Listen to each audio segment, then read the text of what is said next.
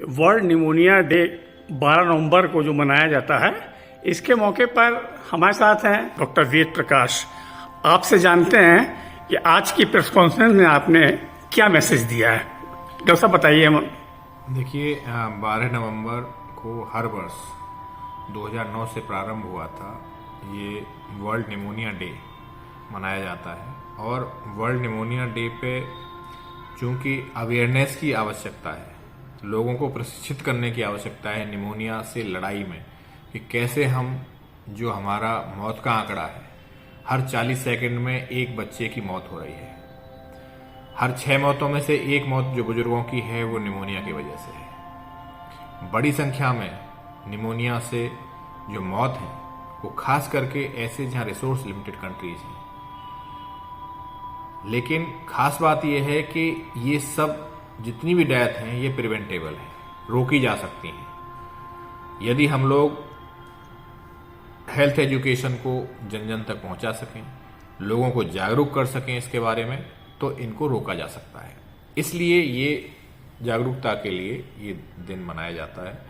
इसमें दुनिया भर में कार्यक्रम आयोजित किए जाते हैं। इसी कड़ी में department of pulmonary and critical care medicine KGMU के द्वारा ये हर वर्ष सेलिब्रेट किया जाता है। इसी अवसर पर आपको याद किया और आप देखेंगे कि किस तरह से गिरावट दर्ज की जा रही है। धीरे धीरे जहां मृत्यु दर जो बच्चों की थी जहां 48 पर थी तो 28 पे आई है। कैसे इसमें भारत धीरे धीरे प्रगति कर रहा है।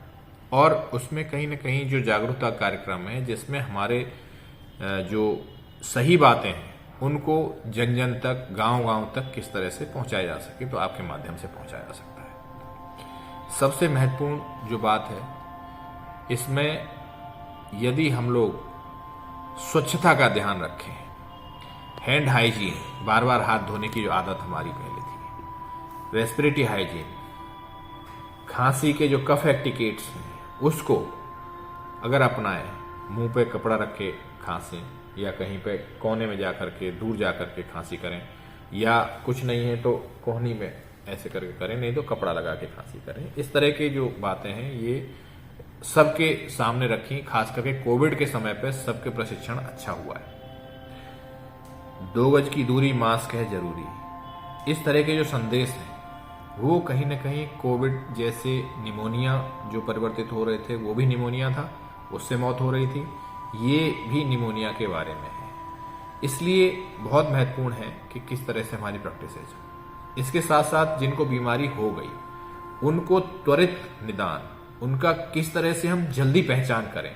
अगर छोटा बच्चा है, बच्चा नीला पड़ रहा है, बच्चे की पसली चल रही है, बच्चा दूध नहीं पी रहा है, बच्चा रो नहीं रहा है, हंस नहीं रहा है, बेहोशी की हालत में आ रहा है, कंफ्यूजन की स्थिति में आ रहा है, तो उसको जल्दी से जल्दी विशेषज्ञ के पास लेके जाना चाहिए। जिससे कि अगर हम लोग जल्दी पकड़ लेंगे निमोनिया को तो उसको ट्रीट कर लेंगे, ठीक कर लेंगे, और चांसेस हैं कि वो जल्दी अगर पकड़ में आ गया, त्वरित इलाज अगर शुरू कर दिया, क्योंकि पेरीफेरी में अगर देखें तो हमारे जो मेडिकल प्रैक्टिशनर्स हैं हर जगह विशेषज्ञ की अवेलेबिलिटी नहीं है, तो उनकी जागरूकता का भी है कि उन्हें कैसे जल्दी से जल्दी कौन सा इलाज शुरू करना है। किस तरह से हमारे जो वायरस हैं, बैक्टीरिया हैं, फंगस हैं, वो जानलेवा साबित हो रहे हैं। खास करके 5 साल से छोटे बच्चे, 65 साल से ऊपर के बुजुर्ग, या ऐसे लोग जिनमें हमारी दूध पिलाने वाली माताएं हैं, या हमारे प्रेग्नेंट मदर्स हैं, हार्ट के रोगी हैं,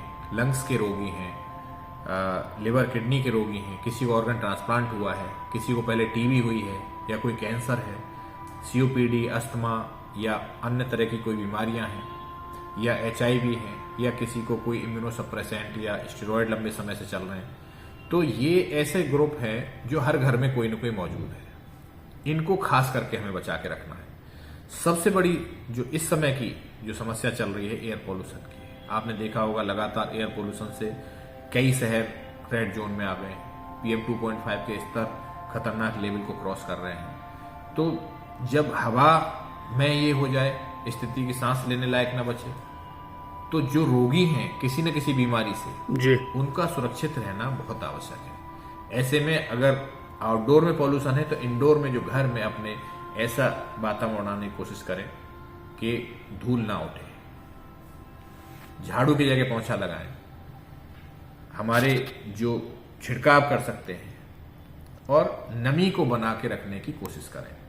तो मुझे लगता है कि जीवन शैली में बदलाव, अच्छा आहार, ताजा खाना, ताजे फल और सब्जियां, साथ ही साथ व्यायाम और भरपूर नींद, ये ऐसी बातें हैं जिससे कि हम लोग इम्यूनिटी को अच्छा रख सकते हैं। ये दिनचर्या हम लोगों को रखनी चाहिए। साथ ही साथ टीकाकरण बहुत आवश्यक है।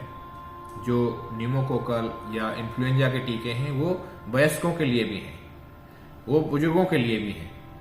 तो बच्चों के टीकाकरण के साथ साथ बुजुर्गों का भी टीकाकरण है, वयस्कों का भी टीकाकरण है, जो खास करके किसी न किसी बीमारी से जूझ रहे हैं।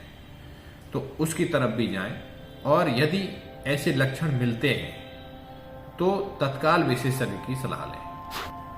तो मुझे लगता है कि इससे हम लोग अस्पताल में भर्ती होने वाले और मौत की जंग में जाने वाले लोगों की संख्या को कम कर सकेंगे। जब तक एक भी मौत हो रही है तब तक हमारा और आपका जो प्रयास है रुकेगा नहीं। हम लोग थकेंगे नहीं, रुकेंगे नहीं, लगातार प्रयास करते रहेंगे, जनता तक अपनी बात पहुंचाते रहेंगे। बहुत बहुत धन्यवाद।